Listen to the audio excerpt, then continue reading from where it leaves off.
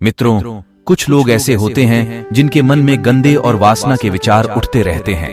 मित्रों, आज के इस वीडियो में हम एक कथा के माध्यम से बताएंगे कि स्वयं बजरंगबली हनुमान जी ने गंदे विचारों को रोकने की वह कौन सी बातें बताई है। तो चलिए मैं आपको वह कथा सुनाता हूँ। एक बार देवर्षि नारद जी जब इंद्रलोक गए तो उन्होंने देखा कि इंद्रदेव रंभा, उर्वशी और मेनका के साथ भोग विलास में मग्न थे। जब नारद जी इंद्रलोक गए तब उन्होंने घंटों इंतजार किया। इंद्रदेव से मिलने की बहुत प्रतीक्षा की, परंतु इंद्रदेव इतने मग्न थे कि उन्होंने नारद जी से मिलने नहीं आए, जिससे नारद जी को बहुत ही ज्यादा दुख हुआ और उनके मन में एक प्रश्न उठा कि लोग विषय भोग में इतने ज्यादा क्यों मग्न हो जाते हैं कि वह अपना शुद्ध बुद्ध भी खो देते हैं। तब उन्होंने सोचा कि कोई ऐसा हो जो अभी तक विषय भोग न किया हो, वही मुझे इस प्रश्न का उत्तर दे सकता है। तब उनको याद आती है महादेव जी के अवतार हनुमान जी। तब देवर्षि नारद जी ने विलंबना करते हुए इंद्रलोक से प्रस्थान किया और जा पहुंचे हनुमान जी के पास। तब हनुमान जी तपस्या में लीन थे। जैसे ही नारद मुनि वहां पहुंचे और नारद मुनि ने नारायण नारायण करते हुए हनुमान जी को जागने की प्रार्थना की, तब हनुमान जी ने अपनी आंखें खोली और देवर्षि नारद जी से बोले, हे नारायण भक्त देवर्षि नारद जी, आज हमारे पास आए हैं, कुछ हुआ है क्या? तब नारद जी हाथ जोड़ते हुए बोले, हे संकट मोचन राम भक्त हनुमान जी, ऐसी कोई बात नहीं है, मुझे बस आपसे एक प्रश्न का उत्तर जानना था। तब हनुमान जी ने कहा कि कहिए देवर्षि नारद, कौन से प्रश्नों का उत्तर जानना चाहते हैं? तब देवर्षि नारद जी बोलते हैं, नारायण नारायण, हे बजरंगबली हनुमान, आज तक आपने किसी भी स्त्री को स्पर्श नहीं किया है और ना तो आज तक आपने किसी के साथ विषय भोग किया है। लेकिन जब मैं इंद्रलोक पहुंचा तो मैं वहां घंटों इंतजार किया, फिर भी इंद्रदेव जी मुझसे मिलने नहीं आए, क्योंकि वह रंभा और मेनका और उर्वशी के साथ वासना में व्याप्त थे। तब मेरे मन में यह प्रश्न आया, जितने भी मनुष्य, उनके मन में यह वासना का विचार क्यों उठता है और वह अपना शुद्ध बुद्ध भी खो देते हैं। भोग विलास में वह इतने ज्यादा मग्न हो जाते कि उन्हें कुछ दिखाई नहीं देता, और इस वासना को हम कैसे रोक सकते हैं? इसका कोई उपाय बताइए हनुमान जी। तब बजरंगबली हनुमान जी बोले, हे देवर्षि नारद जी, अगर आप जन कल्याण के लिए इस प्रश्न को मेरे पास लाए हैं तो मैं अवश्य ही इसका उत्तर आपको बताता हूं। इस प्रश्न का उत्तर मैं कथा के माध्यम से बताता हूं, जिसे आप ध्यानपूर्वक सुनिएगा। तब देवर्षि नारद जी बोलते हैं, संकट मोचन हनुमान जी, मैं इस कथा को पूरे मन और लगन के साथ पूरा अंत तक सुनूंगा और संपूर्ण बैकुंठ लोक में इसका विश्लेषण भी करूंगा। तब हनुमान जी कथा को शुरू करते हैं, जय श्री राम कहते हुए कथा को प्रारंभ करते हैं। एक बार एक युवक महर्षि ऋषि के पास आया और बोला कि हे गुरुदेव, मेरे मन में वासना के विचार क्यों आते हैं, गंदे विचार क्यों आते हैं? मैं नहीं चाहता कि मेरे मन में गंदे गंदे विचार आए, लेकिन फिर भी मेरे मन में काम वासना के विचार उठते रहते हैं और मैं इनके बारे में सोच सोच कर मैं बहुत परेशान हो जाता हूँ। मेरे अंदर की ऊर्जा और समय दोनों ही बर्बाद हो जाता है। मेरी सारी एनर्जी यह सब सोचने में ही नष्ट हो जाती है और इन विचारों की वजह से मैं कभी भी शांत नहीं रह पाता और मैं हमेशा स्त्रियों को देखकर मोहित हो जाता हूँ। गुरुदेव, मैं अपने आप को रोक ही नहीं पाता। महाबली हनुमान जी ने आगे कहा कि है देवर्षि नारद जी। महर्षि मुस्कुराते हुए बोले, है बालक, क्या तुम्हें पता है कि काम वासना होती क्या है? उस युवक ने उत्तर दिया कि मैं तो नहीं जानता कि काम वासना होती क्या है, पर हां गुरुदेव, यह जो भी चीज है बहुत बुरी चीज है। फिर महर्षि ऋषि ने उससे कहा कि सबसे पहले तो तुम्हें यह समझना है कि प्राकृतिक रूप से जो भी चीज हमारे अंदर है वह बुरी नहीं है। हमारे जीवन में उसका कुछ ना कुछ महत्व है। वासना कोई बुरी बात नहीं है, ये तो हमारे मन की एक भावना है जो हमें किसी न किसी चीज की कमी का एहसास कराती है और फिर हम उस चीज को पाने के लिए उस चीज की तरफ आकर्षित हो जाते हैं। वह महर्षि आगे उस युवक को बताते हैं कि हे बालक, जैसे अगर तुम्हारे पास धन की कमी है तो तुम में जरूर धन पाने की वासना उत्पन्न हो जाएगी। तो वासना कुछ और नहीं, एक प्रकार की कमी है जो एक प्रकार की जरूरत का एहसास दिलाती है, और जब यह जरूरत शारीरिक हो तो हम इसे काम वासना का नाम दे देते हैं। तब युवक ने महर्षि को कहा कि गुरुदेव, मुझे काम वासना का मतलब तो समझ में आ गया, पर आप मुझे यह बताइए कि यह आती कहां से है और काम वासना आती कैसे है? राम भक्त हनुमान जी ने आगे कहा कि हे देवर्षि नारद जी। तब उसे महर्षि ने कहा कि काम वासना कहीं से आती नहीं है, ये तो हमारे अंदर ही होती है और इसका होना तो जरूरी भी है, तभी तो मानव जाति का विस्तार होगा। तब उस युवक ने कहा कि जब यह हमारे अंदर ही है और यह इतना ज्यादा जरूरी भी है, तब लोग इसे गलत क्यों बोलते हैं? तब महर्षि ऋषि ने मुस्कुराते हुए कहा कि यही तो समस्या है, लोगों ने काम वासना को गलत तरीके से, गलत नजरिए का सोच लिया है।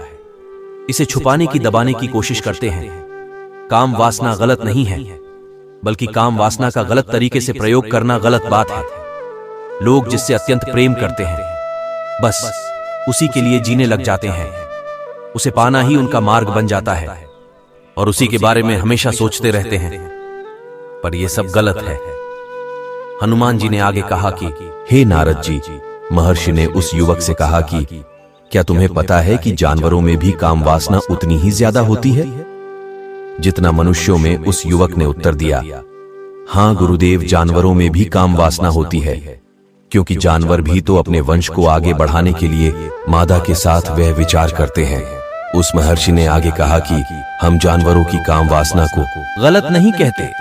उस युवक ने कहा कि गुरुदेव, क्षमा चाहता हूं, परंतु मुझे इस प्रश्न का उत्तर नहीं पता। युवक आगे कहता है कि हे महात्मा, आप ही मुझे बताने का कष्ट करें। तब महर्षि ने कहा कि हे बालक, जानवर अपनी काम वासना का प्रयोग आनंद उठाने के लिए नहीं करते, बल्कि वह अपने संतान उत्पत्ति के लिए काम वासना का प्रयोग करते हैं। जानवरों को प्रकृति ने इतनी समझ नहीं दी है कि वह काम वासना को अपने सुख का आधार बना सके। और हनुमान जी ने आगे कहा कि हे देवर्षि नारद जी, महर्षि ने उसे बालक को आगे कहा कि मनुष्य अपनी समझ के बलबूते पर प्रकृति में पाई जाने वाली प्रत्येक वस्तु को अपने सुख के लिए प्रयोग करता है। हम इंसानों ने ही काम वासना को अपने सुख का साधन बना लिया है, परंतु प्रकृति ने तो इसे हमें अपने वंश को आगे बढ़ाने के लिए दिया था। लेकिन प्रत्येक इंसानों ने इसे अपने जीवन का परम लक्ष्य बना रखा है और इस तरह से काम वासना को आ जाना गलत है। और हनुमान जी ने आगे कहा कि हे नारद जी, युवक ने पूछा कि हे गुरुदेव, मेरे मन में कुछ सवाल और है, उसे भी बताने का कष्ट करें।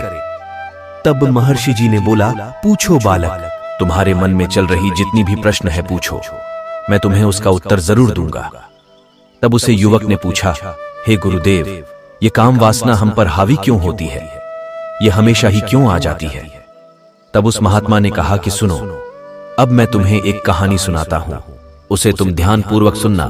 तुम्हें तुम्हारे सारे सवालों का जवाब इस कहानी में मिल जाएगा, बस इसे तुम्हें ध्यान पूर्वक सुनकर समझना है। युवक ने कहा, ठीक है गुरुदेव। वह महर्षि ऋषि आगे कहते हैं, एक बार की बात है, एक आश्रम में एक गुरु और उनके शिष्य रहा करते थे। सभी बच्चे रोजाना आश्रम के बाहर स्थित रामपुर नामक गांव में भिक्षा मांगने जाया करते थे। संकट मोचन हनुमान जी आगे कहते हैं कि वह महर्षि उस युवक से आगे कहते हैं कि इस आश्रम का एक शिष्य गांव में भिक्षा लेने जाता था। उसी रास्ते में एक नदी मिलती थी। एक दिन उसने देखा कि कुछ युवक वृक्ष के पीछे छिपे हैं। तब वह शिष्य वृक्ष के पीछे गया। तब वहां से सारे युवक भाग गए, एक ही युवक बचा। तब उस शिष्य ने पूछा कि भाई, इस वृक्ष के पीछे तुम छिपकर क्या देख रहे हो? तब उस पेड़ के पीछे छुपे हुए युवक ने कहा कि तुझे नहीं दिख रहा कि मैं क्या देख रहा हूं। तब शिष्य नदी की ओर देखा कि वहां पर कुछ स्त्रियां सुराही में पानी भर रही थीं। शिष्य ने उसे युवक से कहा, अरे भाई, वहां पर तो स्त्रियां पानी भर रही हैं, इसमें छिपकर देखने वाली क्या बात है? तब वह युवक शिष्य की तरफ देखकर कहने लगता है, अरे पागल, तुम्हें दिखाई नहीं दे रहा क्या कि कैसे औरतें नदी से पानी भर रही है, नदी में स्नान कर रही है? जरा उनकी अदाओं को तो देखो, उनके कोमल और मखमली शरीर को तो देखो, उनकी पतली कमर मटके को उठाते समय बलखाती चाल को देखो, और उनकी पतली कमर पर उनके बाल कैसे बरखा रहे हैं, मानो सुंदरता भीखरी हो। जरा नहाने वाली गौर से स्त्रियों को देखो, उनके शरीर में चिपके हुए कपड़े मानो धरती पर स्वयं रंभा, मेनका और उर्वशी, यह सब स्वर्ग लोक से उतरकर धरती लोक के नदी में स्नान कर रही हैं। शिष्य ने फिर से नदी की तरफ देखा और इस बार इस अद्भुत दृश्य को देख ही रहा था, परंतु अभी तक उसे ऐसा कुछ भी नजर नहीं आ रहा था और वह बिल्कुल निर्भय था। और उसे किसी भी बात का कोई भी डर नहीं था। परंतु अब छिपकर उन स्त्रियों को देखने लगा, और जब वह छिपकर उन स्त्रियों को देखने लगा तभी वहां अचानक अपने ही अंतर्मन से कांपने लगा और उसने कहा कि यह मैं क्या कर रहा हूं, और मैं जो कर रहा हूं वह सही नहीं है। पराई स्त्रियों को छुपकर देखना पाप है, मुझे यहां से चले जाना चाहिए। और फिर वह वहां से जल्दी से चला गया। वह जल्दी जल्दी चलने लगा और आश्रम पहुंच गया। महाबली बजरंगबली आगे कहते हैं, हे देवर्षि नारद जी, वह जाकर अपने कार्यों में लग गया, लेकिन वह जो आज देख कर आया था वही उसकी आंखों के सामने बार बार आ रहा था। उसके मन में वही सब दृश्य चल रहा था। उसका मन वही सब देखने के लिए उतावला व्याकुल हो रहा है। उसका किसी भी कार्य में मन नहीं लग रहा था। सुबह होते ही वह जल्दी से भिक्षा लेने के लिए निकलता है और उसे नदी के पास वाले वृक्ष के पास फिर से जाता है। परंतु कल वाला लड़का वृक्ष के पीछे पहले से ही मौजूद था। फिर वह शिष्य भी उस युवक के साथ मिलकर उन स्त्रियों को छुप छुप कर देखने लगता है। महर्षि आगे कहते हैं कि अब वह रोज ऐसा ही करने लगा, परंतु अब उस शिष्य का मन किसी भी कार्य में नहीं लग रहा था। वह हमेशा ही किसी न किसी विचार के सवालों में उलझा रहता था। वह आश्रम के किसी भी कार्यों को ठीक तरीके से नहीं कर पा रहा था। न वह ठीक से सो पा रहा था, न वह ठीक से भोजन कर पा रहा था। वह कुछ भी नहीं कर पा रहा था। उसका मन बेचैन हो रहा था। उसकी मन बार बार उन स्त्रियों के सौंदर्य को देखने के लिए व्याकुल हो रहा था। जब गुरुदेव उसको शिक्षा देते थे तब भी उसका मन कहीं और विचारों में खोया रहता था। उस शिष्य के हाव भाव को देखकर गुरुदेव ने भांप लिया था। महाबली हनुमान जी नारद जी को कथा सुनाते हुए आगे कहते हैं कि एक दिन गुरु ने अपने शिष्य को अपने पास बुलाया और कहा कि आज से मैं भी तुम्हारे साथ भिक्षा मांगने चलूंगा। हम दोनों साथ साथ भिक्षा मांगने चलेंगे। तब वह गुरु को मना करते हुए बोलता है, नहीं गुरुदेव, हमारे रहते हुए आप परेशान क्यों होंगे? मैं अकेले ही भिक्षा मांग कर ले आऊंगा। तब गुरु ने शिष्य से कहा, ठीक है, तब तुम अकेले ही भिक्षा मांगने जाओ। जैसे ही गुरुजी ने यह बात कही वैसे ही वह तुरंत वहां से भिक्षा मांगने चल दिया। उसके जाने के बाद गुरु भी अपने शिष्य का पीछा करने लगे कि वह कहां जाता है, किससे मिलता है। ये सब देखने के लिए उसके पीछे पीछे चलने लगे। बहुत देर पीछा करने के बाद उन्होंने देखा कि उनका शिष्य एक पेड़ के पीछे छिप गया। वहां एक लड़का पहले से मौजूद था। दोनों पैर के पीछे अपराधी के जैसा छुप गए और छिपकर कुछ देख रहा था। गुरु भी अपने शिष्य के पीछे गए। उन्होंने सोचा कि आखिर उनका शिष्य क्या देख रहा है, जिसे देखने के लिए वह वृक्ष के पीछे अपराधियों के जैसा छिपा हुआ है। तब गुरु ने देखा उनका शिष्य वृक्ष के पीछे छिपकर स्त्रियों को नहाते हुए देख रहा है और कुछ स्त्रियां नदी से पानी भर रही थीं। तब गुरु बोल पड़े कि शिष्य, तुम ये क्या देख रहे हो? अपने गुरु की आवाज सुनकर वह घबरा के शिष्य विचलित हो गया और उसके पसीने छूटने लगे। वह धीरे वीर पुरुष थर थर कांपने लगा, मानो चोर को चोरी करते समय रंगे हाथों पुलिस ने पकड़ लिया हो। उसकी हालत खराब हो गई। वह कुछ भी बोल नहीं पा रहा था। वह इतना शर्मिंदा महसूस कर रहा था कि अपने गुरु से नजर भी नहीं मिला रहा था। गुरु ने शिष्य की तरफ देखा और कहा कि हमारा शिष्य तो निर्भय और निडर था, उसे तो किसी भी चीज का डर नहीं लगता था, लेकिन यह क्या तुम तो डर के मारे कांप रहे हो? शिष्य ने गुरु से कहा कि मुझे माफ कर दो गुरुदेव, मेरा इसमें कोई दोष नहीं है। मेरे साथ यह जो युवक है इसी ने मुझे बहका दिया था, लेकिन मैं आपसे प्रण करता हूं आज के बाद मैं ऐसा दोबारा नहीं करूंगा।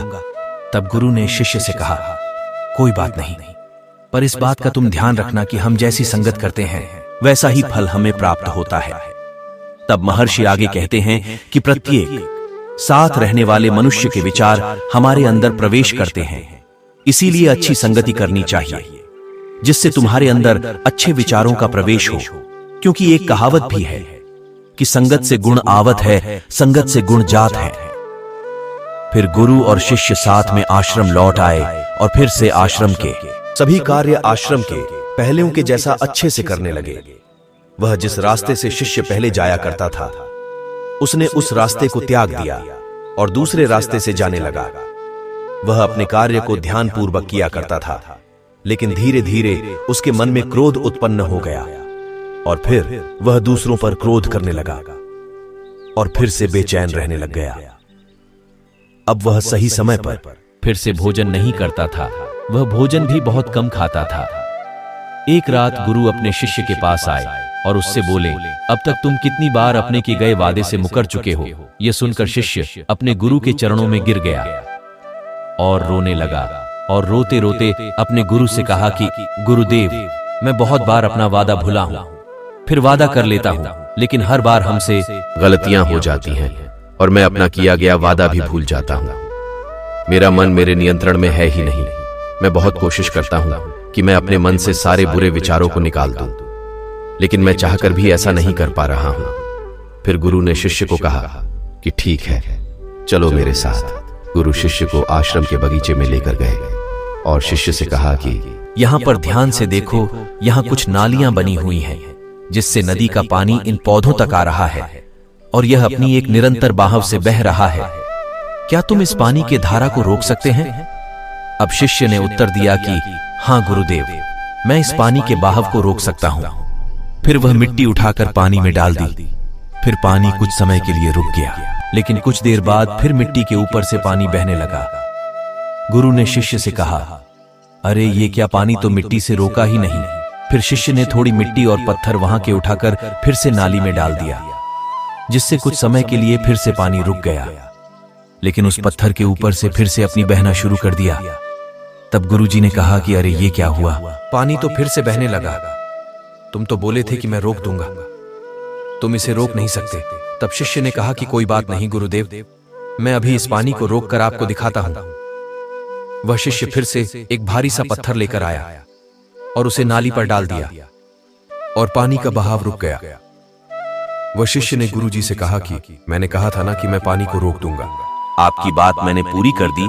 उसके बाद गुरुजी मुस्कुराते हुए बोले कि अच्छा, जरा ध्यान पूर्वक देखना कि पानी रुक गया है। वह तो पीछे के नली से अगल बगल बह रहा है। ध्यान से देखो, इस पत्थर के आगे भी आ रहा है। ये पानी अपना रास्ता बदलकर फिर से आगे की तरफ बह जाइएगा। और फिर कुछ देर बाद ऐसा ही हुआ। तब गुरुजी ने अपने शिष्य को समझाया कि तुम्हारे साथ भी तो ऐसा ही चल रहा है। तुम बार बार अपने मन को कंट्रोल में करने का प्रयास कर रहे हो, लेकिन फिर बार बार तुम्हारा प्रयास भी तो टूट रहा है। जैसे पानी में तुम कितना भी मिट्टी पत्थर क्यों ना रख लो, पानी का बहाव अपना रास्ता बना ही लेगा।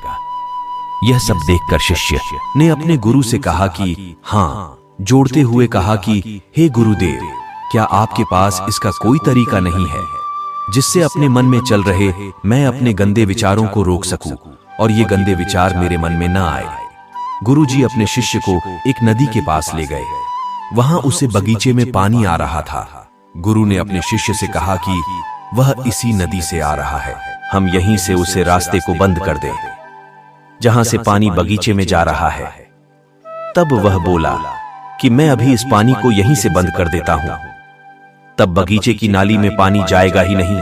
फिर शिष्य नदी से जाने वाले रास्ते में बहुत मेहनत करके पत्थर और मिट्टी डालकर रास्ता बंद कर दिया और गुरुदेव से कहा कि हे गुरुदेव, अब मैंने पानी को बंद कर दिया। तब गुरु ने कहा कि अगर बगीचे में पानी नहीं जाएगा तो ये हरे भरे पौधों को पानी कहां से मिलेगा? उन पौधों को पानी की आवश्यकता है और उन पौधों में तो कुछ पौधे ऐसे हैं जिन्हें हर रोज पानी की आवश्यकता पड़ती है। वह तो बेचारे मुरझा ही जाएंगे, उनका क्या होगा? पानी तो हमें खोलना ही होगा। शिष्य ने अपने गुरु की बात सुनकर वापस नदी से जाने वाले पानी के रास्ता को खोल दिया। तब गुरु ने अपने शिष्य से पूछा कि अगर हम इस नदी के पानी को पूरी तरफ बगीचे की तरफ कर दें तो बताओ क्या होगा? तब शिष्य ने उत्तर दिया कि गुरुदेव, वहां पर जितनी भी पेड़ पौधे हैं वह तो नष्ट हो जाएंगे, वहां पर तो कुछ नहीं बचेगा। फिर गुरुजी मुस्कुराते हुए बोले, मैं तुमसे ये सब कुछ जो करवाया तुम्हें समझ में आया क्या? क्या तुम इस बात को समझ पाए हो कि हमें किसी भी चीज को रोकना नहीं है, बस हमें हमेशा संतुलन बनाए रखना है। कम पानी से भी पौधे नष्ट होते हैं और ज्यादा पानी होने की वजह से भी पौधे नष्ट होते हैं। हमारा जीवन चक्र संतुलन से ही चलता है। गुरुजी ने शिष्य से कहा कि अगर मैं तुम्हें कहूं कि आम के बारे में मत सोचो तो तुम्हारे मन में सबसे पहले किसका चित्र आएगा? तब शिष्य ने कहा कि गुरुजी, मेरे मन में तो सबसे पहला चित्र आम का ही आएगा। तब गुरुदेव ने बताया कि जब हम गंदे विचारों को अपने मन में जबरदस्ती रोकने का प्रयास करते हैं तो वह हमारे मन में और मजबूती के साथ प्रवेश करते हैं। इसीलिए हमें उन्हें कभी भी दबाने की कोशिश नहीं करनी चाहिए। फिर गुरु ने अपने शिष्य को समझाया कि हमारे गंदे विचार बुरे लोगों की संगति करने से भी आते हैं। कई बार ऐसा होता है, काम भाव हमारे अंदर होता ही नहीं, हम कुछ अश्लील लोगों के संगत में रहने की वजह से हम पर हावी हो जाता है। फिर शिष्य ने कहा कि हे गुरुदेव, आप बिल्कुल सत्य कह रहे हैं, मैं अपनी मार्ग से भटक गया था। महर्षि उस युवक से आगे कहते हैं कि वह शिष्य उस रात बहुत ही चैन की नींद सोया, सुबह अपने कार्य को पूरे मन से किया और फिर सुबह भिक्षा लेने के लिए उस नदी वाले रास्ते से गया, जहां वह युवा आज भी उन स्त्रियों को पीछे छुपकर देख रहा था। जहां वह शिष्य उस नदी पर गया, जहां वे स्त्रियां नदी से पानी भर रही थी, नदी में नहा रही थी, और उनमें से एक स्त्री ने उसे पानी पिलाया और अपनी माता के जैसा उन स्त्रियों को प्रणाम किया, और उस शिष्य को उन्होंने आशीर्वाद दिया कि तुम्हारा कल्याण हो। उसकी मन सकारात्मक ऊर्जा से भर गया, उसके चेहरे पर मुस्कान आ गई थी, जैसे उस शिष्य को कुछ खोया हुआ वापस मिल गया हो। वह वापस उसे रास्ते से जाने लगा, तभी पीछे से वह युवक आ गया जो वृक्ष के पीछे छुपा हुआ था, और वह शिष्य के पास आकर बोला कि अरे भाई, क्या बात है, आज तो तुमने नजदीक से देख लिया, तुम तो मुझे भी ज्यादा चालाक हो। तब शिष्य ने कहा कि हम हमेशा दूसरे के दर्शन करने में ही व्यस्त रहते हैं, अपने दर्शन कर ही नहीं पाते। तुम कब तक इस वृक्ष के पीछे छुपते रहोगे? अगर तुम्हारे मन में किसी के प्रति प्यार है तो तुम उससे कह दो। अगर वह भी तुम्हें पसंद करती है तो तुम दोनों शादी कर लो, एक दूसरे के साथ पति पत्नी के जैसा दाम्पत्य जीवन व्यतीत करो। लेकिन सबसे पहले तुम कुछ बन जाओ, अपने आप को पहचान लो, यूं अपना समय बर्बाद मत करो। फिर वह युवक रोज उस शिष्य से मिलने लगा और उस युवक ने भी नदी पर जाना त्याग दिया। और फिर वह युवक अपने जीवन में कुछ बनने के लिए संघर्ष करने लगा, मेहनत करने लगा। अब महात्मा महर्षि ने इस युवक का मार्गदर्शन किया। आज गुरुदेव के वजह से एक शिष्य और एक युवक की मन की वासना समाप्त हो गई। अब महाबली बजरंगबली ने कहा कि हे नारद जी, अब आपको सब कुछ समझ में आ ही गया होगा। एक मनुष्य को भोग विलास और गंदे विचारों से बचने के लिए क्या करना चाहिए?